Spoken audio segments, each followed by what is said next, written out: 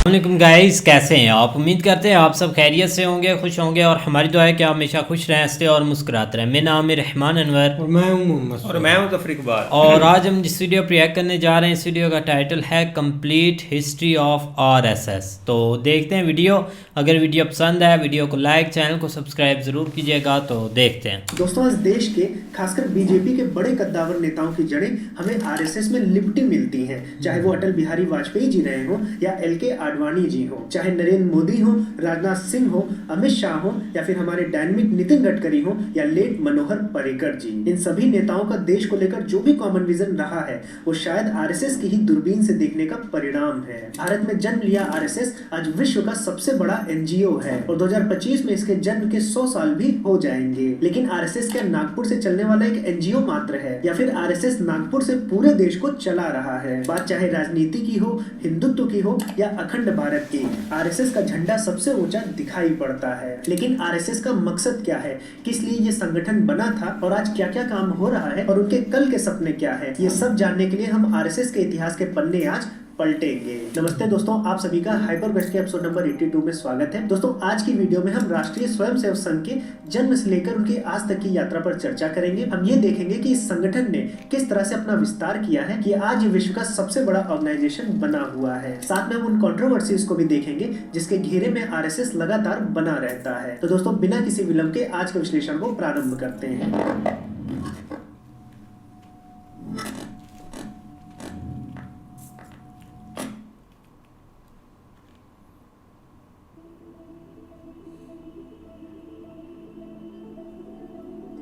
दोस्तों, इससे पहले हम ये समझें कि आरएसएस कितना बड़ा है, विस्तार क्या है और उनके उद्देश्य क्या है। सबसे पहले हम उनका इतिहास जानते हैं कि आरएसएस का निर्माण कब और क्यों किया गया। आरएसएस के निर्माण की कहानी भी बहुत इंटरेस्टिंग है। आरएसएस की स्थापना डॉक्टर केशव बलिराम हेडगेवार जी ने 1925 में विजयादशमी के दिन नागपुर में की थी। असल में हुआ ये कि हेडगेवार जी अपनी डॉक्टर की पढ़ाई करने के लिए कोलकाता गए थे और वहां पर बाल गंगाधर तिलक जी से उनकी मुलाकात हुई, जिनके माध्यम से वो अनुशीलन समिति से जुड़े। अब अनुशीलन समिति क्या है? अनुशीलन समिति बाहर से देखने के लिए तो एक हेल्थ क्लब था, लेकिन वहां पर ऐसे क्रांतिकारियों को जो अंग्रेजों के विरोध में थे उनको जोड़ने का मौका मिलता था। वहां पर नए नए युवकों को जोड़कर उनको मेंटल और फिजिकल ट्रेनिंग दी जाती थी, जिससे वो ब्रिटिश तानाशाही का सामना कर सके। और हेडगेवार जी को ये बहुत पसंद आया कि जब तक हम अपने युवकों को नहीं स्ट्रॉन्ग करेंगे तब तक हम ब्रिटिश राज से नहीं लड़ पाएंगे। और ये अनुशीलन समिति बंकिम चंद्र चट्टोपाध्याय जी, जिन्होंने हमारा राष्ट्रीय गीत वंदे मातरम लिखा है, उनके मार्ग को अनुशील करने के लिए, उनके मार्ग पर चलने के लिए बनाई गई थी। यहाँ पर जुड़ने के बाद इसी के साथ साथ हेडगेवार जी कांग्रेस से भी जुड़ गए थे, क्योंकि उस समय 1921 में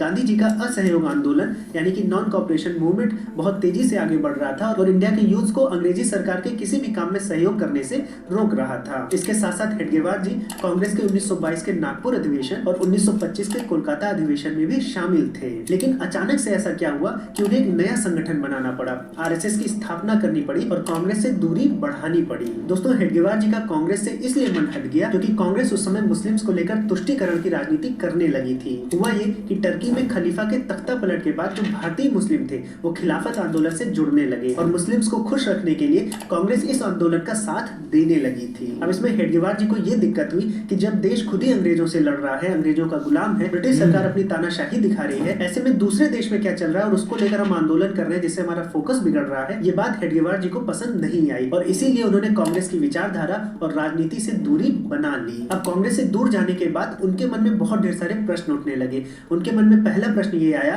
कि जो देश जहां पर हिंदू इतने संपन्न थे, शक्ति संपन्न थे, समृद्ध थे, सोने की चिड़िया देश था, वो गुलाम कैसे बना? और वो इस निष्कर्ष पर पहुंचे कि हिंदू बहुत ज्यादा जाति, भाषा और क्षेत्र के माध्यम से बढ़ गया है, जिसके कारण वो अलग अलग जगह पर परतंत्र होना शुरू हो गया। और इसीलिए हेडगेवार जी ने एक सपना देखा कि वो एक ऐसे संगठन का निर्माण करेंगे जो भारत के मूल निवासी हिंदुओं को एकीकृत करेगा, संगठित करना सिखाएगा, जिससे भविष्य में कोई भी देश हिंदुओं को गुलाम न बना पाए। और इसीलिए राष्ट्रीय स्वयंसेवक संघ का निर्माण किया गया। लेकिन समय के साथ साथ जो उद्देश्य थे उनमें और भी चीजें चेंजेस आए हैं, उद्देश्य बदले हैं, लेकिन आज जो मूल उद्देश्य है वो व्यक्ति निर्माण से लेकर राष्ट्र का निर्माण है। यहाँ पर व्यक्ति निर्माण से आशा है कि जो भी कार्यकर्ता राष्ट्रीय स्वयंसेवक संघ से जुड़ता है आरएसएस से, तो वो व्यक्ति फिजिकली, मेंटली और स्पिरिचुअली स्ट्रांग हो, अपने भारत देश के लिए उसमें देशभक्ति हो और हिंदू सनातन धर्म के गौरवशाली इतिहास पर वो गौरवान्वित महसूस करता हो। और आज ये स्थिति है कि पूरे देश में 60,000 से भी ज्यादा ब्रांचेस, जिसे वो शाखाएं कहते हैं, वाह। रोजाना लगती हैं, जिनमें अलग अलग तरह के खेलकूद, सूर्य नमस्कार, योग, चर्चा, भाषण, कहानी, गीत आदि कराए जाते हैं। इसके साथ साथ आज संघ अपीजमेंट के खिलाफ हिंदू हितों की भी बात करता है। और साथियों, यहाँ तक संघ कैसे पहुंचा, कैसे आज वो विश्व की सबसे बड़ी संगठन है, सबसे बड़ा एनजीओ है, इसको अब हम समझेंगे।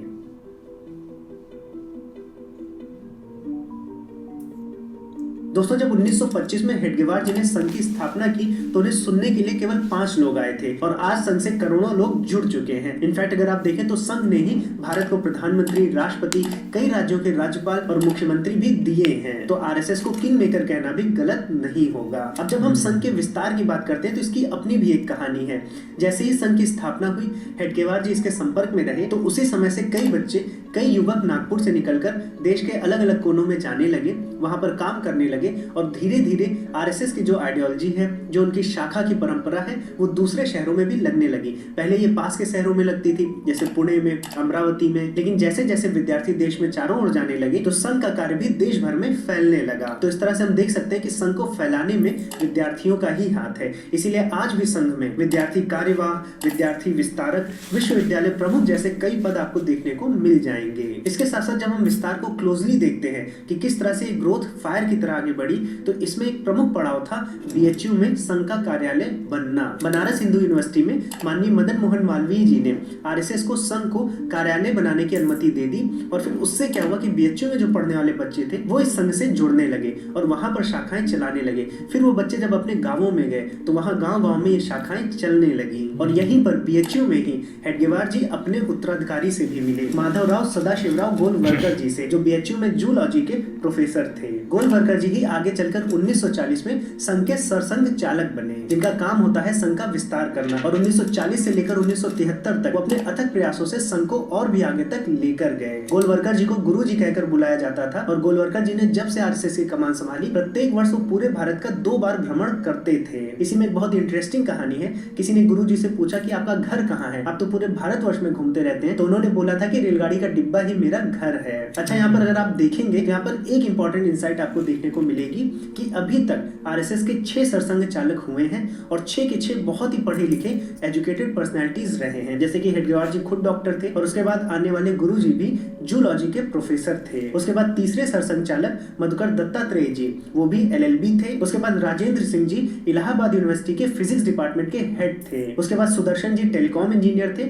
और अभी जो वर्तमान में सरसंघ चालक है मोहन भागवत जी, वो एक पशु चिकित्सक हैं। और इसमें एक और बात ध्यान दीजिएगा कि संघ का सरसंघ चालक बनना आसान नहीं है। जो भी इस कार्यभार को संभालता है वो विवाह नहीं करता है, वो अपने परिवार को त्याग देता है, उसका परिवार उसका संघ ही होता है और आजीवन संघ के प्रचार प्रसार में वो लगा रहता है। तो एक तरह से आप कह सकते हैं कि संघ के कार्य के लिए वो संन्यास ले लेता है। साथियों, अब आइए देखते हैं कि आरएसएस कितना बड़ा है।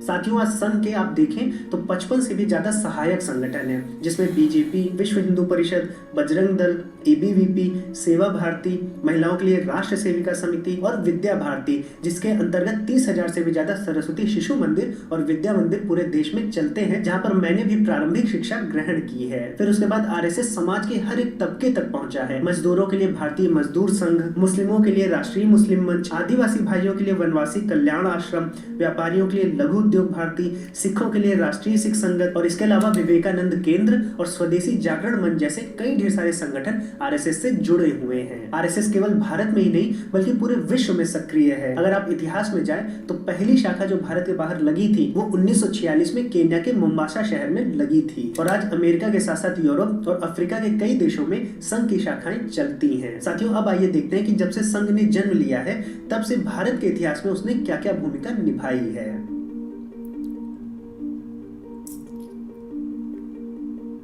साथियों, इससे पहले कि हम इतिहास के पन्नों को पलटें, आप सभी को बसंत पंचमी की हार्दिक शुभकामनाएं। और ज्ञान के इस पर्व पर आप हमारे शिक्षण ऐप पर हिंदू दर्शन और देववाणी संस्कृत भाषा को सीखना प्रारंभ कर सकते हैं। ये सारे के सारे कोर्स रिकॉर्डेड वीडियोस हैं और साथ में हम बीच बीच में लाइव सेशंस भी लेते हैं आपके डाउट्स को क्लियर करने के लिए। और ये जितने भी कोर्स हैं ये आपको लाइफ टाइम के लिए मिलते हैं, आप हमेशा इनको पढ़ सकते हैं। साथ ही इन कोर्सेज के साथ आपको कुछ फ्री वीडियोस, नोट्स और क्विजेस भी मिलते हैं, जिससे आप अच्छे से विषयों को समझ पाए। और इसके साथ साथ आपको एक व्हाट्सएप ग्रुप भी मिलता है, ये प्राइवेट है, जिसमें आप सारे स्टूडेंट्स के साथ बात कर सकें, डिस्कशन कर सकें। शिक्षणम ऐप पर 6000 से भी ज्यादा छात्र दैनिक रूप से ज्ञानार्जन करते हैं। तो आप भी जुड़िए और इस बसंत पंचमी पर एक स्पेशल ऑफर भी चल रहा है। अगर आप विद्या 20 कूपन कोड को यूज करेंगे तो आपको सभी कोर्सेज पर 20% का डिस्काउंट भी मिल जाएगा। तो इस पावन अवसर का जरूर लाभ उठाएं। लिंक नीचे डिस्क्रिप्शन बॉक्स और कमेंट सेक्शन में दे दी गई है। साथियों, आइए अब चलते हैं आरएसएस की यात्रा की तरफ। दोस्तों, संघ की स्थापना के बाद संघ ने राष्ट्रीय स्तर पर, नेशनल लेवल पर बहुत ढेर सारे काम किए हैं।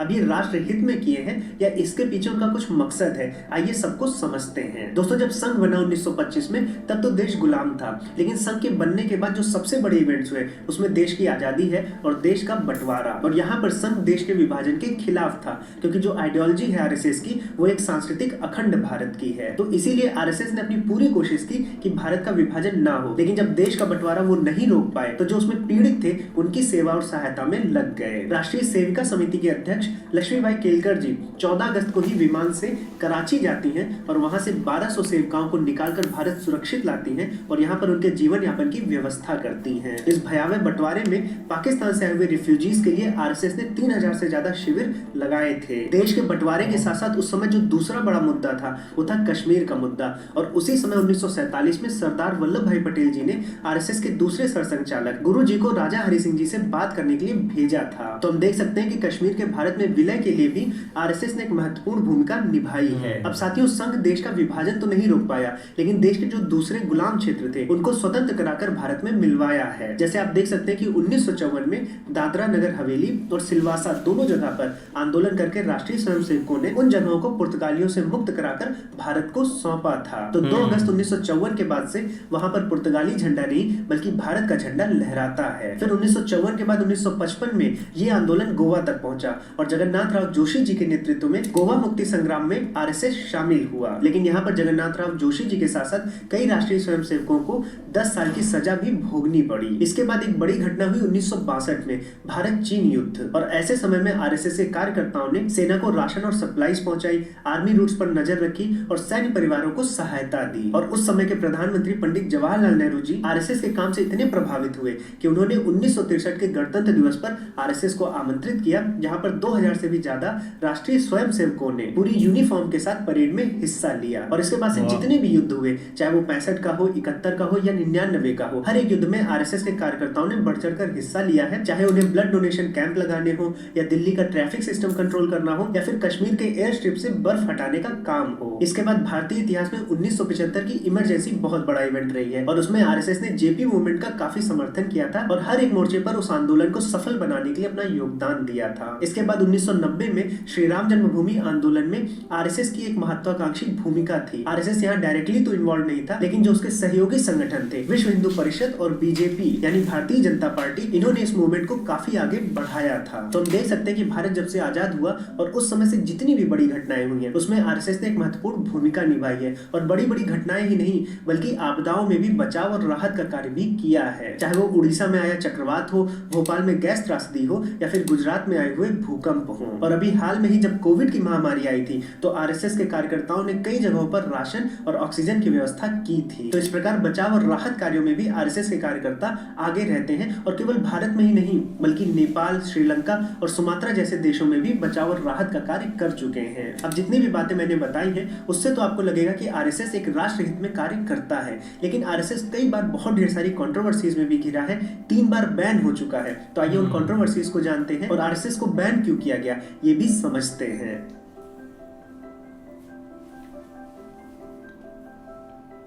साथियों, आरएसएस पर बड़े बड़े आरोप लगते रहते हैं और जैसा कि मैंने बताया कि 3 बार वो बैन भी हो चुका है। इसमें से पहला बैन लगा था 4 फरवरी 1948 में। आपको याद होगा कि 30 जनवरी 1948 को गांधी जी की हत्या हुई थी और ऐसा माना गया कि जो नाथूराम गोडसे हैं वो आरएसएस के सदस्य थे और इसी के कारण 5 दिन के भीतर भीतर आरएसएस को पूरे देश में बैन कर दिया गया। इसमें कई राष्ट्रीय स्वयंसेवकों को और गुरु जी को गिरफ्तार कर लिया गया था और ये प्रतिबंध 18 महीनों तक चला। लेकिन जब उसके बाद संघ के खिलाफ कोई सबूत नहीं मिला तो संघ पर लगे प्रतिबंध को कुछ शर्तों के साथ हटा दिया गया। ये शर्तें थी कि संघ को एक डेमोक्रेटिक स्ट्रक्चर अपनाना पड़ेगा, अपने अंदर चुनाव करने पड़ेंगे और अपना एक संविधान बनाना पड़ेगा। इसके साथ साथ आरएसएस केवल सांस्कृतिक गतिविधियों में हिस्सा लेगा, राजनीतिक गतिविधियों में कोई भागीदारी नहीं लेगा। इसके बाद दोबारा बैन लगा आरएसएस पर 1975 में इमरजेंसी के टाइम, और जैसे ही इमरजेंसी खत्म हुई तो फिर से आरएसएस पर बैन हटा दिया गया। और उसके बाद जब अर्ली 90s में अयोध्या में बाबरी मस्जिद का ढांचा गिराया गया, तब भी आरएसएस को प्रतिबंध का सामना करना पड़ा था। लेकिन उसके बाद से आरएसएस पर कोई बैन नहीं लगा और अभी भी वो अपना विस्तार और प्रचार करते रहते हैं। अब साथियों, जब हम आरोपों की बात करते हैं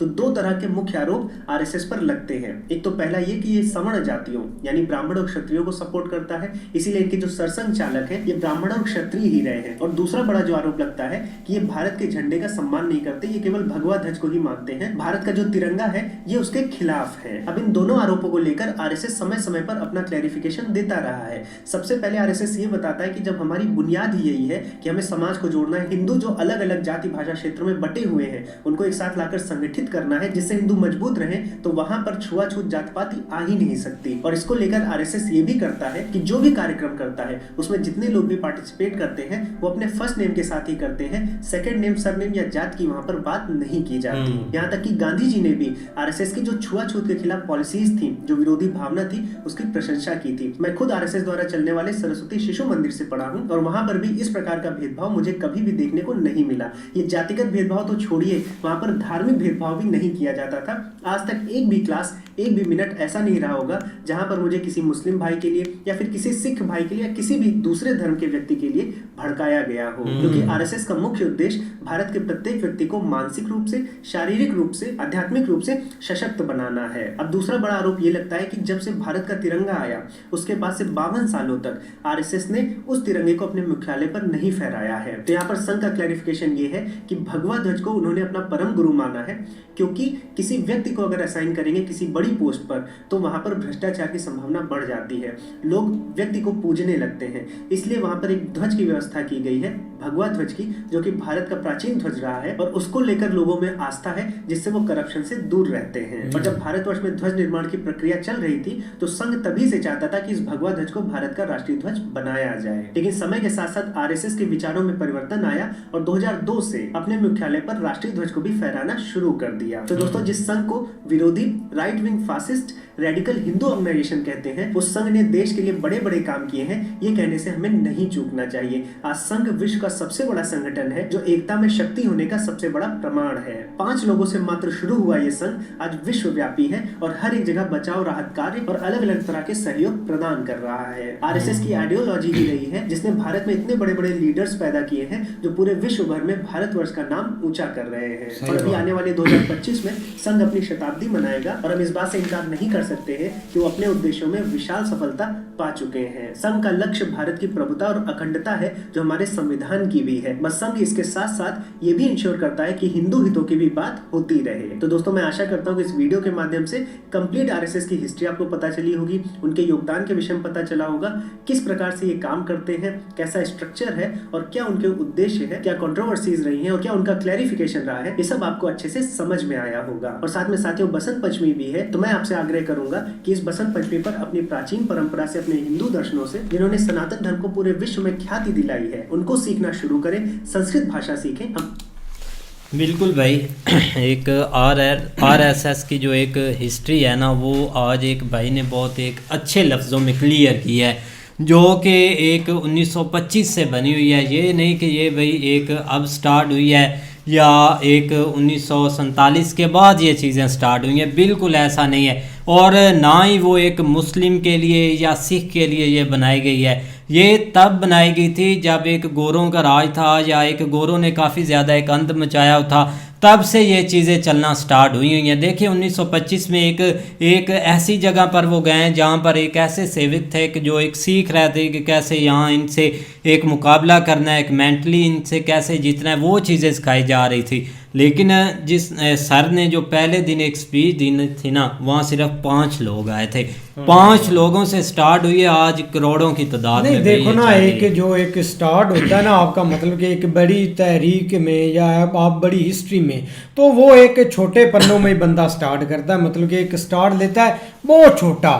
अब वो डिपेंड होता है बंदे पर खुद के मैं कितना एक मतलब कि मेरे अंदर एक कैपेबिलिटी है कि मैं इस चीज़ को आगे दोहरा सकूं। अब इसमें कोई शक नहीं है यार, एक जो हिंदुस्तान है ना वो पहले मतलब कि एक काफ़ी लोगों ने लूटा है। ब्रिटिश का राज रहा, फिर एक ईस्ट इंडिया कंपनी आई, मुगल थे, हर चीज़ से मतलब के, लेकिन इसमें कोई शक नहीं कि सोने की चिड़िया भी थे और अभी भी सोनिए कि सोने की चिड़िया है। तो सब ने लूटा ज़रूर है, लेकिन आगे वो एक जो एक बहुत खुशी होती है कि यार एक हिंदुस्तान या इंडिया में इतने इतने बड़े महान बंदे पैदा हुए जिनका भाई एक नाम था पूरी मतलब कि अभी भी हिस्ट्री में लिया जाता है और हिस्ट्री तक उनका नाम लेते जाएंगे। आप देखो ना, पहले बंदे एक स्टार्ट होता था, एक उनको मतलब कि एक इंटरेस्ट नहीं होता था हर चीज़ में, लेकिन हमने देखा इंडिया में बंदे भाई स्टार्ट से एजुकेशन थे, मतलब कि उनके अंदर इतनी एक एजुकेशन एक स्टार्ट से थी कि वो हर चीज़ पर एक गिरफ्त कर सकते थे। अब ये जो तहरीर है ना, पहले होता है ऐसे था कि बंदा ओपनली चीज़ें कोई नहीं बना सकता था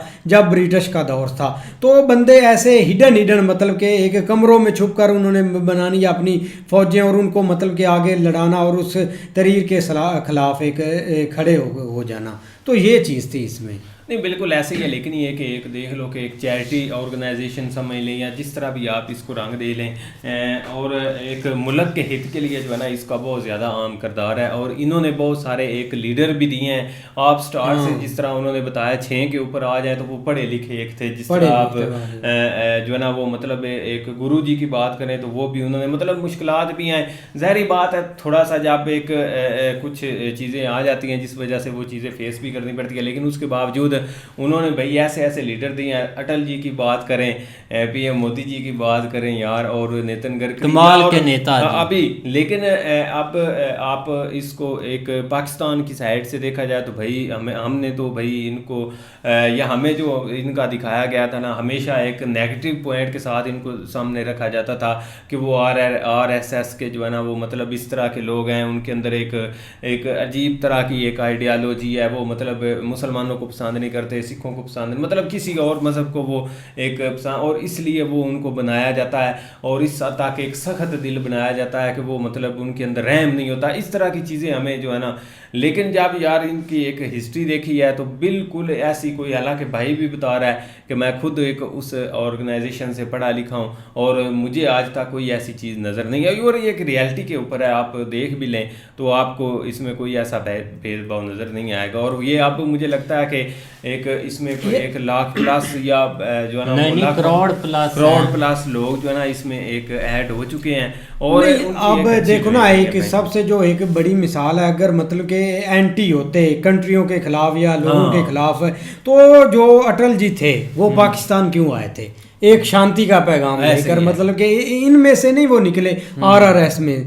तो काफ़ी भाई एक अटल जी आपके सामने एक बहुत बड़ा एक आइडल है, आप उसको एक समझे तो वो भी पीस का मैसेज लेकर आपकी तरफ आए थे, लेकिन आगे आपकी मतलब कि एक बैड लगता आपने एक्सेप्ट नहीं किया या उस चीज़ पर एग्री नहीं हुए थे। अगर एंटी चीज़ें होती या वो मतलब कि एक देश को लड़ाने या देश से लड़ने या एक देश को एक टूटने की बातें करते तो वो तो ऐसा सीन नहीं ना होता, क्योंकि अगर सिखाई जाती है ऐसी चीज़ें, आप PM मोदी पर आ जाए भाई और आपको कैसा लीडर। लेकिन जो सबसे एक मेन पॉइंट या बात का पता चला ना वो यही है कि वो जो भी इसमें मेन होता है ना वो बंदा बेशादी नहीं कर सकता, मतलब कि उसने पूरी अपनी फैमिली यही समझनी है, हर चीज घर का त्याग कर। एक लीडर के लिए ये शायद हो शरत नहीं, सिर्फ लीडर के लिए भाई, जो लीडर बनता है ना वो ये काम करता है, सब के लिए नहीं सब के लिए। हाँ बिल्कुल। तो अच्छी इन्फॉर्मेशन थी, उम्मीद करते हैं आपको वीडियो पसंद आएगी। अगर पसंद आए वीडियो को लाइक, चैनल को सब्सक्राइब ज़रूर कीजिएगा। मिलते हैं नई वीडियो के साथ, तब तक के लिए अल्लाह हाफ़िज़।